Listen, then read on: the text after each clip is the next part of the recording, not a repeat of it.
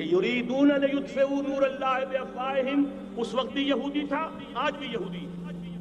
लेकिन फर्क ये वाक़ई हुआ है कि उस वक्त यहूदी के कंट्रोल में ईसाई नहीं थे, बल्कि 1200 बरस तक यहूदियों के ऊपर जुल्म और सितम बल्कि होता रहा ईसाइयों के हाथों।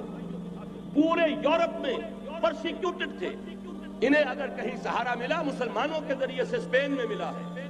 बेन गोरियान ने खुद लिखा अपनी किताब में कि ड्यूरिंग द डायस्पोरा, ये हमारा जो इंतशार का दौर है 70 ईस्वी से जो शुरू हुआ था, इस डायस्पोरा के दौरान our golden period is the period of Muslim Spain. हमारा सुनहरी दौर वही है जो मुसलमान हस्पानिया का दौर है। इन्हें आराम मिला, इन्हें प्रोटेक्शन मिली, इन्हें ऐश मिले, और वहीं से इन्होंने ईसाइयत के अंदर लक़ब लगाकर और वहां से अपने रास्ते पैदा किए। और दूसरा काम ये किया, ईसाइयों की अदावत का रुख अपनी बजाय मुसलमानों की तरफ करना। ये है होशियारी, ये है चालाकी।